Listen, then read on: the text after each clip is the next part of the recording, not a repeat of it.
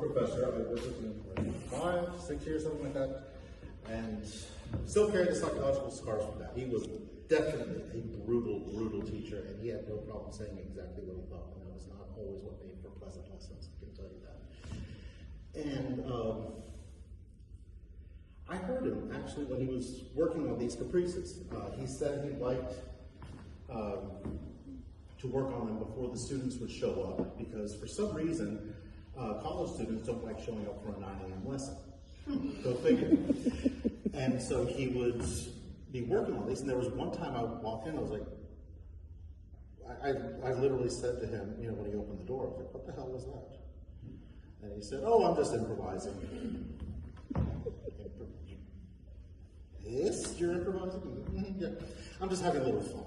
So, what are you going to play? And we went on with it.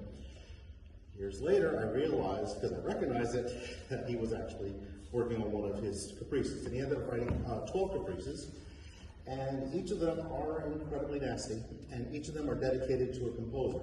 Now, if you know Atar, you will appreciate his wonderful sense of humor. The first one is dedicated to Rebecca, referring to Rebecca Clark. The second one is to William Walton, Bella for the third, Bella Bartok, George Rothberg for his Viola Sonata, etc., etc. The very last poem he entitled The Unknown Composer.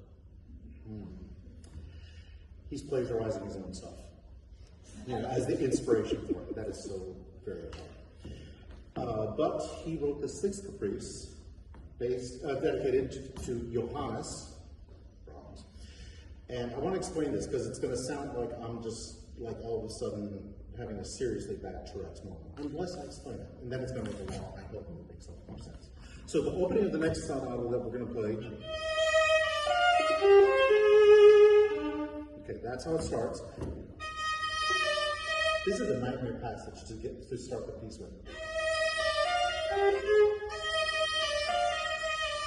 Because you want to make sure the intonation is right.